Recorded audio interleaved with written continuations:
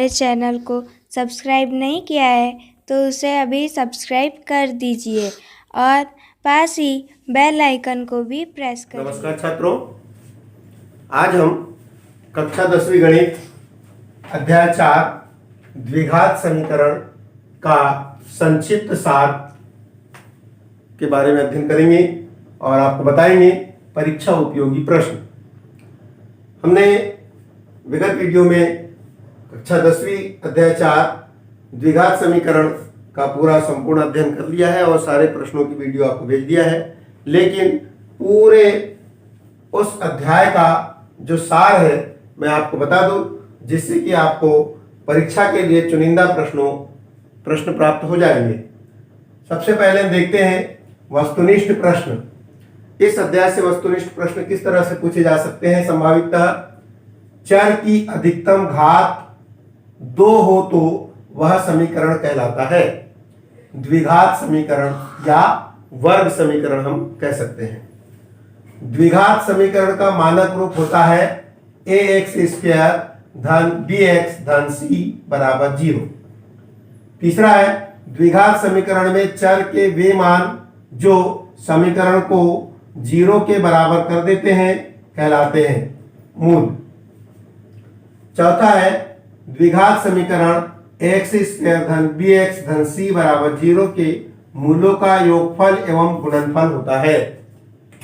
मूलों का योगफल होता है अल्फा प्लस बीटा बराबर माइनस बी अपान ए और मूलों का गुणनफल होता है अल्फा इंटू बीटा बराबर सी अपान ए। पांचवा है द्विघात समीकरण एक्स स्क्वायर धन bx धन c बराबर 0 का विविक्तर होता है d बराबर b स्क्वायर माइनस 4ac। छठवा है द्विघात समीकरण एक्स स्क्वायर धन bx धन c बराबर 0 का सूत्र या श्रीधराचार्य सूत्र होता है x बराबर minus b plus minus under root of b square minus 4ac upon 2a। सातवां है मूलों की प्रकृति। हम मूलों की प्रकृति विविक्त करके अनुसार प्राप्त करते हैं। यदि विविक्त कर b स्क्वायर माइनस 4ac बराबर 0 प्राप्त होता है तो मूल होंगे बराबर एवं वास्तविक। यदि विविक्त कर का मान b square minus 4ac greater than 0 प्राप्त होता है, यानी कि विविक्त कर का मान 0 से बड़ा प्राप्त होता है, तो मूल धनात्मक एवं वास्तविक होते हैं। यदि विविक्त कर b square minus 4ac less than 0 हो तो अर्थात विविक्त कर का मान 0 से छोटा प्राप्त होता है या ऋणात्मक मान प्राप्त होता है, तो मूल होंगे ऋणात्मक एवं काल्पनिक, या इसको हम अधिकल्पित भी कहते हैं या अवास्तविक भी कहा जाता है। आठवां है द्विघात समीकरण या वर्ग समीकरण के मूल अल्फा बीटा हो तो वह समीकरण होगा। यदि आपको मूल दिए हुए हैं तो द्विघात समीकरण क्या होगा, x square minus alpha plus beta x plus alpha into beta बराबर 0। द्विघात समीकरण के मूल अल्फा बीटा हो तो समीकरण के गुणनखंड होंगे। यदि मूल अल्फा बीटा दिए हुए हैं तो समीकरण के जो गुणनखंड प्राप्त होते हैं वो x माइनस अल्फा और x माइनस बीटा। यदि इन दोनों गुणनखंडों का आपस में गुणा कर देते हैं तो हमें ये विविक्त कर का ये द्विघात समीकरण का समीकरण प्राप्त होता है। 10वां है द्विघात समीकरण हल करने की विधियां। द्विघात समीकरण हल करने की 3 विधियां हैं। पहली है गुणनखंड विधि, दूसरी पूर्ण वर्ग विधि और तीसरी है सूत्र विधि।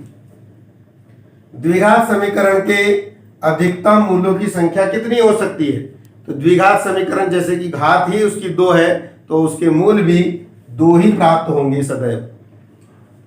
अब हम देखते हैं, ये तो हो गए पूरे वस्तुनिष्ठ प्रश्न। लगभग जितने वस्तुनिष्ठ प्रश्न हमने यहाँ देखा है उन्हीं में से परीक्षा में वस्तुनिष्ठ प्रश्न पूछे जा सकते हैं।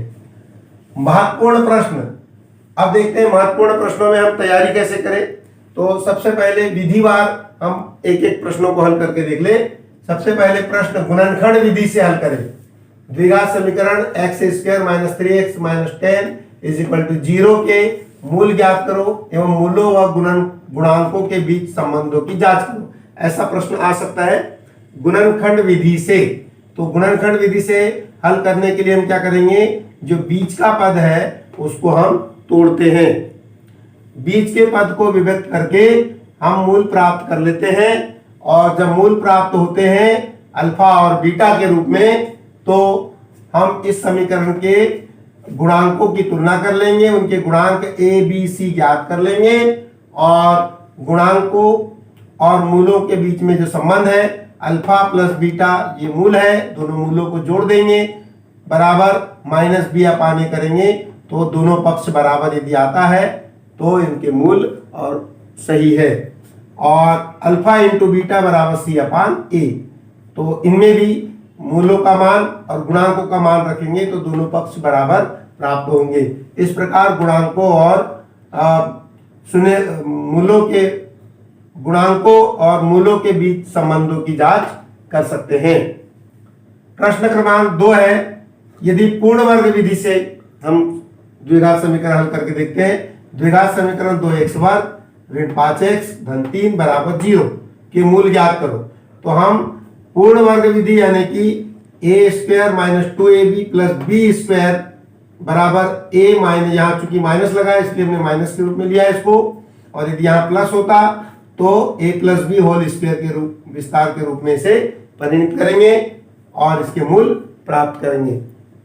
तीसरा है सूत्र विधि या श्रीधराचार्य सूत्र से मूल ज्ञात करना।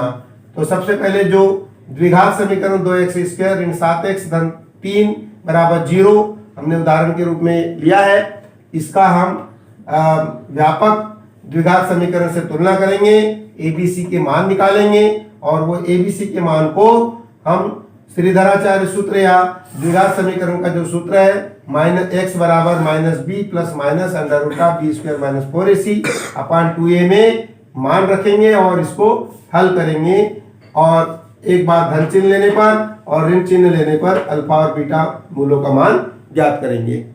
तो इस प्रकार से हम कोई भी द्विघात समीकरण को गुणनखंड विधि, पूर्ण वर्ग विधि और सूत्र विधि से हल करके देख लें तो हमारी तीनों विधि की तैयारी हो जाएगी।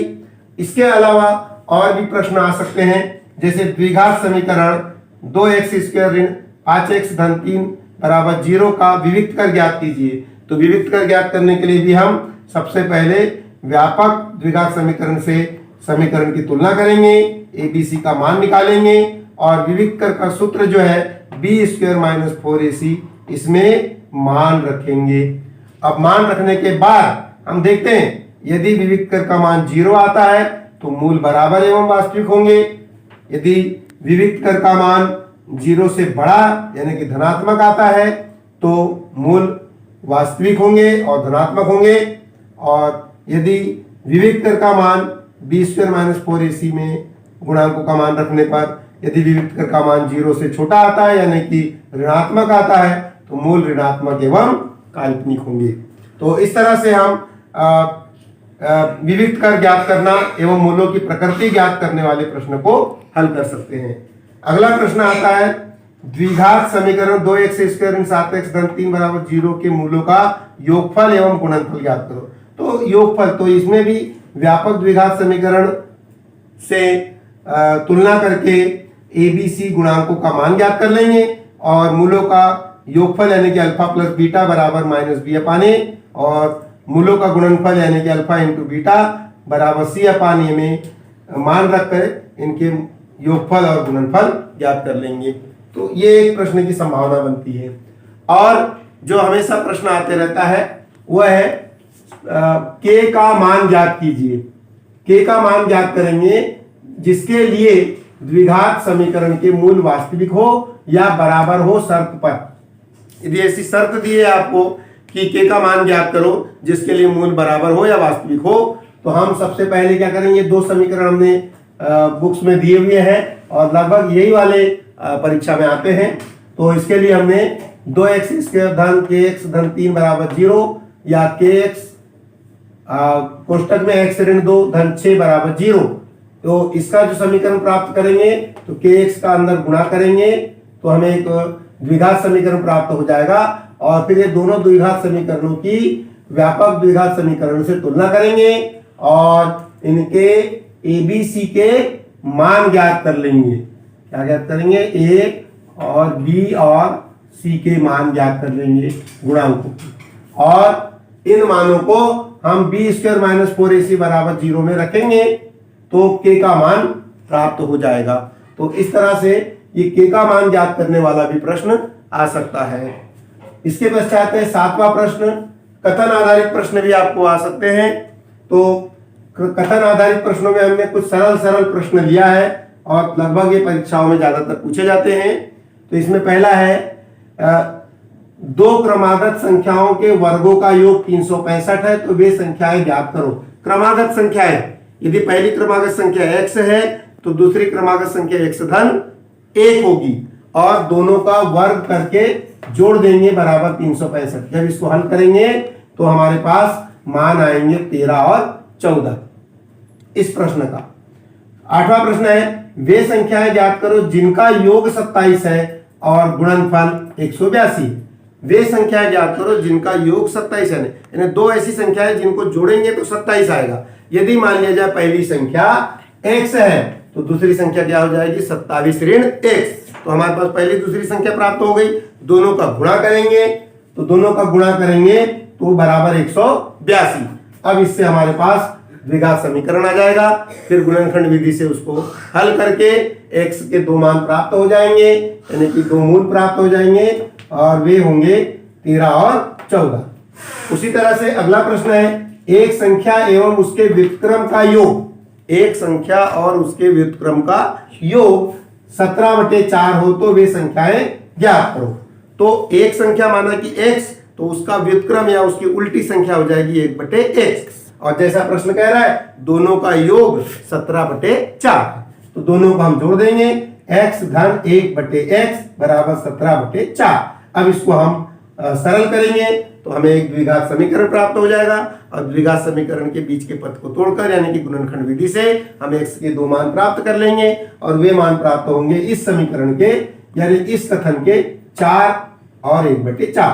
छात्रों मैं यहाँ आपको एक ट्रिक्स बता दूं तो इस तरह का यदि कोई प्रश्न आता है तो आप बिना गणित बनाए उसके उत्तर पता लगा सकते हो। जो भी यहाँ बराबर में नीचे में हर होगा वही संख्या प्राप्त होगी। एक संख्या 4, यदि मान लो नीचे में 4 है तो वे संख्या 4 और उसकी उल्टी 1/4। और इसका एक आध उदाहरण मैं बता दूं। जैसे मान लिया जाए दो संख्याएं जैसे 3 है तो इसका उल्टा क्या हो जाएगा? 1/3। तो 3 3 9 और 1 10। तो दोनों का योगफल क्या हो जाएगा? दोनों का योगफल 10/3। तो निश्चित रूप से हमें मालूम है कि वो 3 और 1/3 होगी। जैसे मान लिया जाए एक संख्या 5 तो उसकी उल्टी संख्या भी 5 1/5। तो 5 25 और 1 26। तो दोनों का योगफल कितना हो जाएगा? 26/5। तो इस तरह का यदि प्रश्न आता है कि एक संख्या और उसके व्युत्क्रम का योग तो आप यदि न्यूटाइप में आया हुआ है प्रश्न है तो बनाने की आवश्यकता नहीं है। जो हर में दिखेगा वही संख्या होगी तो आप बड़े आसानी से पता लगा सकते हैं। अगला प्रश्न है 10वां। दो संख्याओं के वर्गों का अंतर 180 है। दो संख्याएं जिनके वर्गों का अंतर 180 है तथा छोटी संख्या का वर्ग बड़ी संख्या का 8 गुना है तो दोनों संख्याएं ज्ञात करो। मान लेते हैं कि बड़ी संख्या x है, माना कि बड़ी संख्या x है तो छोटी संख्या क्या हो जाएगी? उसके वर्ग का 8 गुना, यानी कि छोटी संख्या के वर्ग का 8 गुना। छोटी संख्या का वर्ग बराबर 8x। अब वर्ग को हम इधर ले जाएंगे, ट्रांसफर करेंगे तो वर्गमूल हो जाएगा। तो इस तरह से बड़ी संख्या और छोटी संख्या प्राप्त हो गई और दोनों संख्याओं के वर्गों का अंतर, दोनों संख्याओं के वर्गों का अंतर है कि x² माइनस वर्गमूल 8x पूरे का वर्ग बराबर 180। अब जब इसको हल करेंगे हमारे पास एक द्विघात समीकरण प्राप्त होगा और उसका हल करेंगे तो हमें वो संख्या प्राप्त होगी 12 और 18। तो छात्रों, इस प्रकार से हम द्विघात समीकरण में इतने सारी संभावनाओं को व्यक्त करते हैं। यदि इतनी सारी चीजें हमें पता है तो निश्चित रूप से हम इस अध्याय का जो भी प्रश्न आएगा, चाहे वो वस्तुनिष्ठ हो या कथन आधारित हो या विधि पर आधारित हो या विविधकर हो, सारी चीजों का हम हल कर सकते हैं। तो इस तरह से हमको पूरे पाठ का, पूरे अध्याय का संक्षिप्त सार संक्षेप में ग्रहण करना चाहिए, जिससे कि हम निश्चिंत होकर के परीक्षा में अपना पेपर दे सके और ये निश्चित कर ले कि इससे के अलावा कुछ और आ ही नहीं सकता। तो धन्यवाद छात्रों। यदि मेरी वीडियो अच्छी लगी हो तो इसी तरह से मेरे कक्षा 10वीं के प्रत्येक अध्याय का संक्षिप्त सार अवश्य देखिए, आपको निश्चित रूप से सफलता मिलेगी। धन्यवाद।